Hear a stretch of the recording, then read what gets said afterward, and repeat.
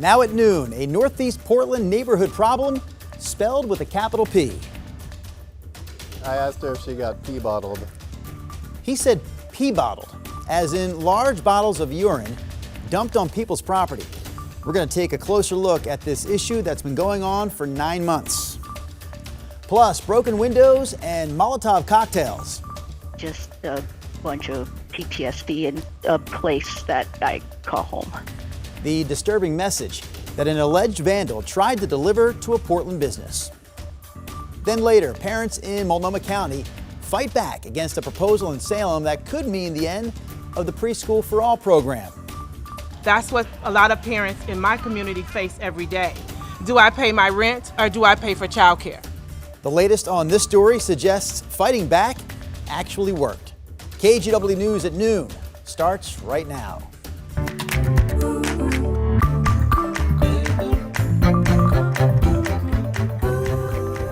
We start today's newscast with this live look at downtown Portland from our Rose City Skycam. Another mostly cloudy day outside, part of a cool down before we heat back up here in a few days.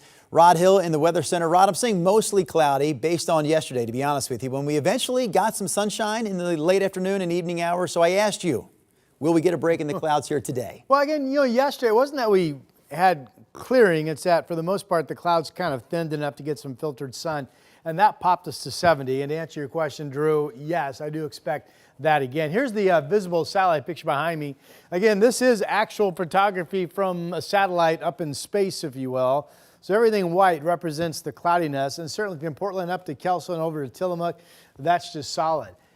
By the way, outside of Astoria, if you're watching us up in Astoria, good afternoon to you now.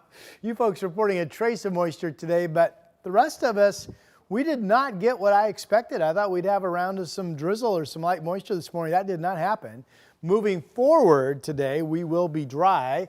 The cloudiness will be with us more than not, but really it's a comfortable day, as Drew alluded to. Here's Chinook Winds Casino Resort in Lincoln City. People out enjoying a walk on the beach. Here's all dry with the cloud cover looking off to the west from the Reserve Vineyards and Golf Club out in Aloha. And there's downtown Portland. Not getting reports that any of those clouds are producing any light moisture. So assuming the clouds thin just a touch, I mean, we're 65 right now. We only need to warm 5 to get up to 70, and I think we will do that. The sunshine that comes with warmer and even hot weather, that's ahead in my 7-day forecast. All right, Ron, we'll check back in with you in a few minutes. Right now, our top news headlines this afternoon. Residents in Northeast Portland say they are frustrated because someone's been dumping bottles filled with urine in their trash bins since September. Police say it's a crime. City Waste Disposal says it won't touch it. KGW's Catherine Cook has more after speaking to some neighbors who have to deal with it. They look like a gallon size. 6 giant bottles, once filled with water. I don't know what's there now. Likely filled with urine. Neighbors around Northeast 70th and Beach I asked her if she got pee bottled. have been seeing this a lot lately. It seems problematic because no one wants to deal with a bunch of someone else's pee.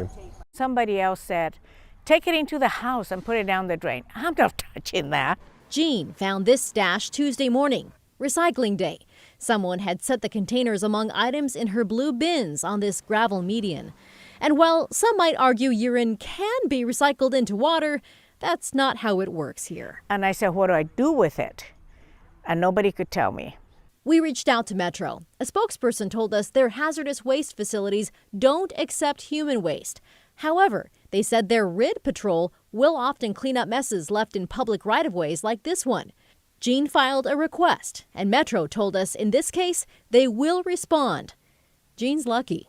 Whoever's doing it seems to like Crystal Geyser. In other cases, the urine bottles have landed on private property. Metro tells us RID Patrol can't respond to those situations, and there have been several. This is a bigger thing. This is not just random, and it's happening all over. Jean's neighbor, Bruce Porter, is tired of it. He wants whoever's leaving the bottles of pee to get help if they need it.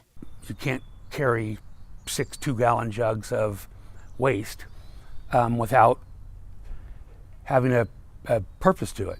Whatever the reason, Jean just wants this gone. I don't want to touch it. But more importantly, I don't want the guy to come back next week and do the same thing. Catherine Cook, KGW News. One more note to Catherine's report. If this happens to you and the RID crew can't respond, Metro suggests checking with your local trash and waste pickup company. Otherwise, they recommend putting on gloves and dumping the urine in a storm drain or toilet. Police, meanwhile, are asking people to check their security cameras and report anything that looks suspicious. So police did tell us that they managed to arrest a man accused of throwing Molotov cocktails at a home in southeast Portland. He's also accused of vandalizing a bubble tea shop in North Portland. 37-year-old Christian Clarita, he's right there on your screen, faces nearly 30 charges ranging from bias crime to criminal mischief. Surveillance video from last week shows the suspect throwing objects through the door of Aunt T-Hob bubble tea shop before coming back the next day and damaging a window. According to detectives, Clarita is also accused of breaking windows last month at an apartment in southeast Portland. To throwing a firebomb at the entryway of the house and left another to show the victim, who he called Chinese people, quote unquote, that he wants to be left alone. We are too scared to come back to because we are always worrying that he may really use his gun to shoot us. Prosecutors asked the judge in this case to keep Clarita in custody while his case plays out. He's scheduled to be back in court next week. We also have continuing coverage this afternoon of the sexual assault trial involving former Trailblazers player Ben McLemore. He's taking the stand today in his own defense to address the accusations that he raped a woman at a Lake Oswego house party in 2021. McLemore has denied those allegations. Prosecutors say the woman, who was 21 at the time, was unconscious and unable to consent. His defense claims it was a consensual encounter and regret came only after McLemore left the house. This case centers on conflicting accounts, DNA evidence, and whether the alleged victim was capable of giving consent. McLemore, meanwhile, faces 4 felony charges, including rape. We will have much more coverage on this trial, including what McLemore says on the stand today during our later newscast, starting with KGW News at 5. A proposal by state lawmakers that could have ended Multnomah County's Preschool for All program will not make it out of committee. That's the latest on this story. Multnomah County voters approved the program in 2020. It taxes high-income earners to provide free preschool for all 3- and 4-year-olds. County leaders pushed back on the idea of it going away, and concerned parents also spoke up to support the program. 20,000 Multnomah County residents wrote the governor and said, hands off preschool for all. I don't think this is how you want to treat some of the more vulnerable parts of our society. Like, we can do better, and we need to do better. Governor Kotek responded with a statement this morning that acknowledged the importance of the program, but also pointed out problems with the way money for the program is handed out. She says there's hundreds of millions of dollars in unspent funds, and only a small percentage of preschool sites participate in the program. The governor also said that Multnomah County's chair has agreed to make changes. The recruiting arm of Oregon's foster care system is reporting the best success it's ever had in finding new foster parents to take in kids. They say credit goes to AI, which they're using to target people in certain demographic areas and certain geographic areas through text messages, emails, and ads. Here's KGW's Libby Dowsett with more. There's so many good ones right now. Foster parent Ecole Copen has a home surrounded by flowers, berries, and vegetables. The blueberries and the strawberries and the garden and the space. Just what she envisioned when she dreamed of being a foster parent. Picking berries with my kids, and having them plant seeds and watch things grow. 3 months ago, she finally got the call from Child Welfare. I've got 2 kids. They go to school 5 minutes from you. Do you want to meet them? And it's an overnight experience. You're like, I have a day to decide. And she went for it. I decided I didn't want my own child. I was just like, I don't need to bring another kid into this planet. Like, there are plenty of kids that I know I could easily fall in love with that need love. Copen didn't realize it at the time, but she had been on recruiters' radar for a while.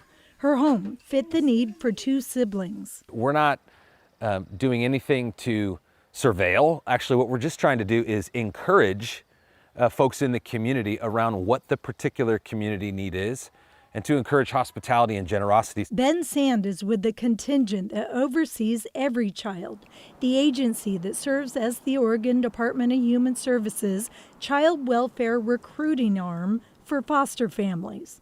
What we've seen is not just more families coming forward, but those strategic families, those families that really need to step forward to fit the need for particular children in particular communities. Teams from Microsoft helped develop the high-tech strategy based on the recruiting machines used in our national elections. There are AI tools and other forms of machine learning tools that actually start to match up what the problem is with who can be the solution.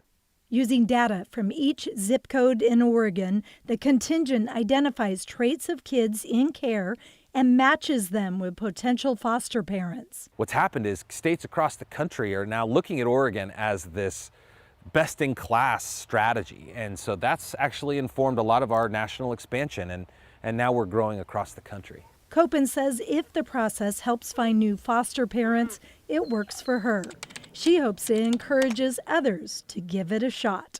It feels like it should as a parent, you know, like it's parenting. It's not rocket science. It's not the hardest thing in the world, and it's not the easiest thing in the world. Again, that was Libby Dowsett reporting for us here this afternoon. Next story involves Metro Council President Lynn Peterson, who appears less than optimistic about the city of Portland's homeless crisis and the large budget deficits that face both the city and Multnomah County. So what's the state of our region? If I'm being diplomatic, I could call it non-ideal. If I'm being frank, it is in critical condition.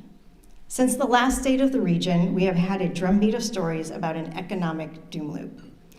We have seen the number of unsheltered homeless rise despite tireless efforts from our counties and cities. Peterson made those comments yesterday at a City Club event, one day after Portland's regional government indicated it will not put an extension of the homeless services tax on the ballot this November. Now, if that tax isn't extended, it will end in the year 2030. High-income earners across the Tri-County area currently pay that tax.